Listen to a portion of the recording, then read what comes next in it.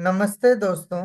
मेरा नाम संजय है और आज हम कक्षा 11 के रसायन विज्ञान का अध्याय नंबर 9 जो कि है हाइड्रोकार्बन पार्ट 9 के विषय में अध्ययन करेंगे। इस वीडियो में हम जो टॉपिक पढ़ने वाले हैं वो इस प्रकार हैं: एल्कीनों का विरचन एवं एल्कीनों के भौतिक गुणधर्म। तो सबसे पहले हम एल्कीनों के विरचन को समझ लेते हैं, जिसमें सबसे पहला है एल्काइनों से। एल्काइनों के डाइहाइड्रोजन की परिकलित मात्रा के साथ पैलेडीकृत चारकोल की उपस्थिति में, जिसे सल्फर जैसे विषाक्त यौगिकों द्वारा आंशिक निष्क्रिय किया गया हो, तो इसके आंशिक अपचयन पर एल्कीन प्राप्त होती है। यानी कि अगर हम एल्काइनों की अभिक्रिया डाइहाइड्रोजन की परिकलित मात्रा के साथ पैलेडीकृत चारकोल की उपस्थिति में करते हैं, तो इसके आंशिक अपचयन पर एल्कीन प्राप्त होती है। आंशिक रूप से निष्क्रिय पैलेडीकृत चारकोल को लिंडलार अभिकर्मक कहते हैं। इस प्रकार प्राप्त एल्कीनों की समकक्ष ज्यामिति प्राप्त होती है। एल्काइनों के सोडियम तथा द्रव अमोनिया के साथ अपचयन करने पर विपक्ष समाव्यय वाले एल्कीन बनते हैं। तो जब एल्काइन की अभिक्रिया H2 के साथ करते हैं, यहाँ पर एल्कीन नहीं होगा, यहाँ पे एल्काइन होगा। तो जब एल्काइन की अभिक्रिया H2 के साथ पीडी और कार्बन की उपस्थिति में करते हैं, तो यहाँ पर जो हाइड्रोजन होते हैं, ये एक एक हाइड्रोजन दोनों कार्बन पे जुड़ जाते हैं, जिसकी वजह से जो ट्रिपल आबंध है, त्रि आबंध है, ये द्वि आबंध में परिवर्तित हो जाता है। और दोनों हाइड्रोजन एक साइड होते हैं, एक तरफ होते हैं, और दोनों दोनों एल्किल समूह भी एक तरफ जुड़े होते हैं। तो इस प्रकार जो हमें एल्कीन प्राप्त होती है, वो समपक्ष एल्कीन यहाँ पर प्राप्त होती है। अब यदि एल्काइन की अभिक्रिया H2 के साथ Na और द्रव अमोनिया की उपस्थिति में कराई जाती है, तो यहाँ पर जो हाइड्रोजन होते हैं, ये दोनों कार्बन पे जाते हैं, लेकिन दिक् स्थान में इस तरीके से व्यवस्थित होते हैं कि वो एक दूसरे के विपरीत हो। और इस प्रकार जो एल्कीन का निर्माण होता है, वो यहाँ पर विपक्ष एल्कीन का यहाँ पर निर्माण होता है। इसके अलावा जब एथाइन की अभिक्रिया H2 के साथ की जाती है पीडी और कार्बन की उपस्थिति में, तो एथीन का निर्माण होता है। और इसी के अलावा जब प्रोपाइन की अभिक्रिया H2 के साथ पीडी और कार्बन की उपस्थिति में की जाती है, तो यहाँ पर प्रोपीन का निर्माण होता है। नेक्स्ट है एल्किल हैलाइडों से। एल्किल हैलाइड, जिसका सामान्य सूत्र RX होता है, को अल्कोहल या पोटास जैसे एथेनॉल में विलय पोटेशियम हाइड्रोक्साइड की उपस्थिति में गर्म करने पर हैलोजन अम्ल के अणु के विलोचन पर एल्कीन बनते हैं। तो एल्किल हैलाइडों से भी हम एल्कीन का निर्माण करते हैं। इसमें हम एल्किल हैलाइडों को अल्कोहल या पोटास की उपस्थिति में गर्म करते हैं, जिससे हैलोजन अम्ल के अणु के विलोचन होने के साथ साथ यहाँ पर एल्कीन का निर्माण होता है।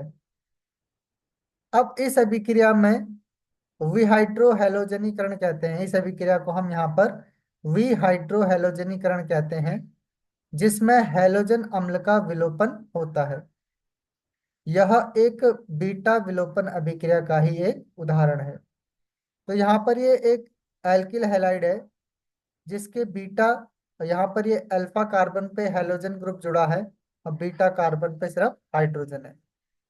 जब इसकी अभिक्रिया अल्कोहल क्योच के साथ की जाती है, तो यहाँ पर HX जो है वो यहाँ से रिमूव हो जाता है, और इस प्रकार यहाँ पर एल्कीन का निर्माण होता है।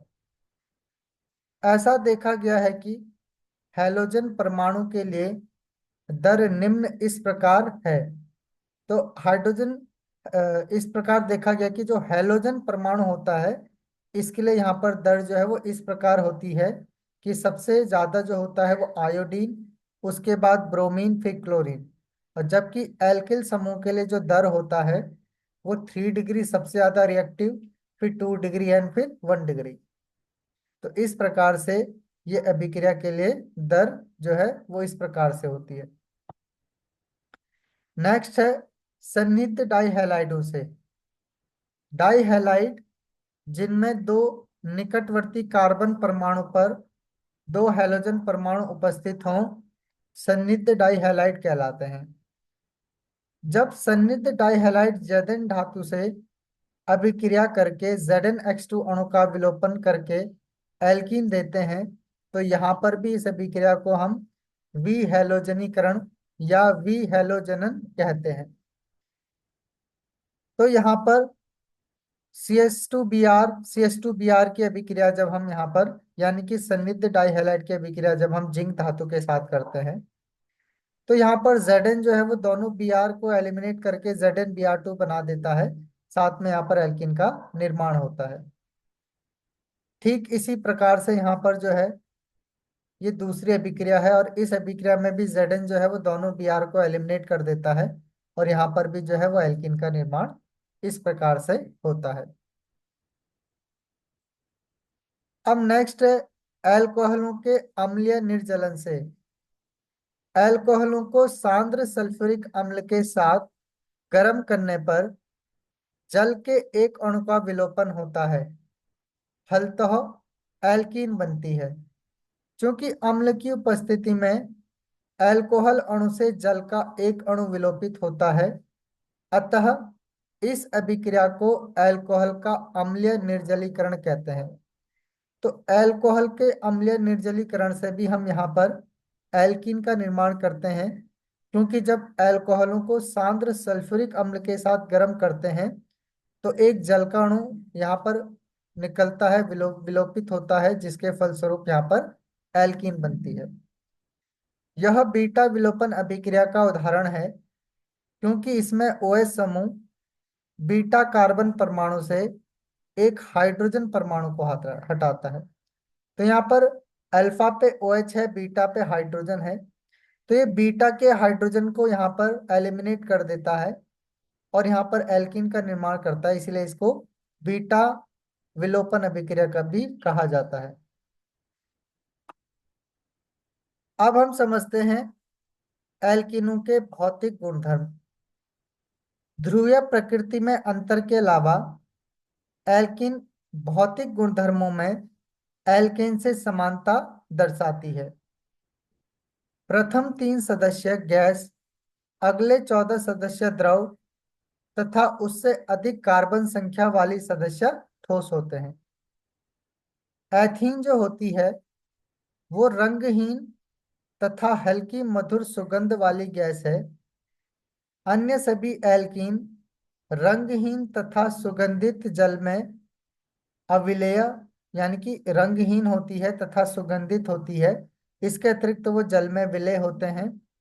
परंतु कार्बनिक विलायकों जैसे बेंजीन, पेट्रोलियम, ईथर में विलेय होती है। तो ये जल में अविलेय होती है क्योंकि जल एक ध्रुवीय विलायक होता है और अध्रुवीय विलायक जैसे बेंजीन, पेट्रोल, ईथर इनमें ये जो है वो विलेय हो जाती है। इसके साथ साथ आकार में वृद्धि होने के साथ साथ इसके क्वथनांक में क्रमागत वृद्धि होती है। एल्केनों के समान सीधी श्रृंखला वाले एल्कीनों का क्वथनांक समावयवी शाखित श्रृंखला वाले एल्कीनों की तुलना में उच्च होता है। तो जो शाखित एल्कीन होगा उसका क्वथनांक जो होगा वो सीधी श्रृंखला की तुलना में कम होगा। तो आज के लिए इस वीडियो में इतना ही। नेक्स्ट वीडियो में हम पढ़ेंगे एल्कीनों के रासायनिक गुणधर्म। तो मिलते हैं नेक्स्ट वीडियो में।